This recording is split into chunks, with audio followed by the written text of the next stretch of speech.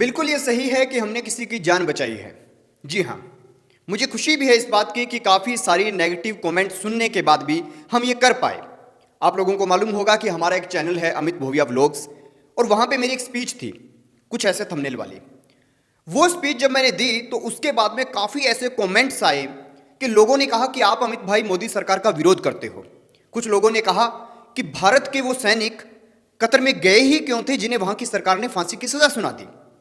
वो वहां पे जासूसी क्यों कर रहे थे, वो तो भारत के पूर्व सैनिक हैं। बहुत प्रकार के ऐसे कमेंट आए। दरअसल मैं आपको मसला बता देता हूं क्या हुआ। भारत के 8 पूर्व सैनिक जो नेवी के थे, उन्होंने कतर की एक कंपनी के साथ काम करना शुरू कर दिया और फिर उनके ऊपर जासूसी के आरोप लगे और कतर की अदालत ने उन्हें फांसी की सजा सुना दी।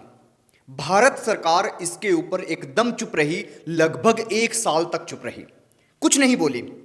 और जब उन्हें फांसी की सजा हुई तब यूट्यूब पर, सोशल मीडिया पर हम जैसे कुछ चैनल्स जो थे, हमने अलग अलग प्रकार की वीडियोस बनाना शुरू किया और सरकार से जवाबदेही मांगी कि आप लोग उनकी सहायता क्यों नहीं कर रहे।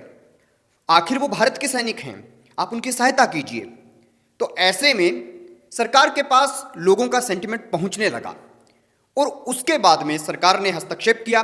तो ऐसे में आज ये खुशखबरी आई है कि भारत के वो पूर्व 8 सैनिक जो कतर में बंधक बना लिए गए थे, मैं बंधक इसलिए बोल रहा हूं क्योंकि भारत को जानकारी दिए बिना बहुत लंबे टाइम तक उन सैनिकों को कतर की सरकार ने गिरफ्तार करके रखा और उसके बाद में बहुत जल्दी उन्हें जो है छोटे से ट्रायल के बाद फांसी की सजा सुना दी। कतर ने अब फैसला किया है कि वो उनकी फांसी की सजा को कम करेगा। अब उन्हें क्या होगी, अब होगी जेल।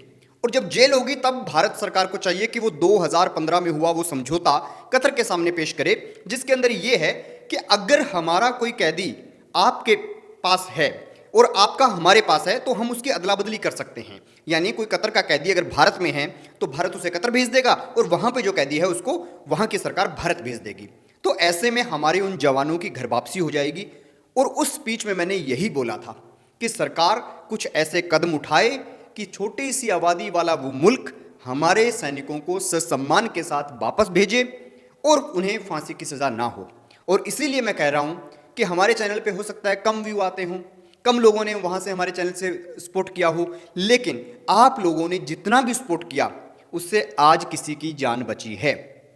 तो इसके लिए आपका धन्यवाद। और मैं ये कहूँगा कि हमारा जो चैनल है अमित भोविया व्लॉग्स, उसके ऊपर ये स्पीच मेरी ज़रूर सुनिएगा और मेरा विरोध भी सुनिएगा। और उसी के साथ हम उस चैनल के ऊपर अब डेली सरकार को उसके किए हुए 10 साल पुराने वादे याद दिलाते रहते हैं जो 2014 के अंदर प्रधानमंत्री मोदी जी ने किए थे, ताकि जो रिफॉर्म है वो हो सके।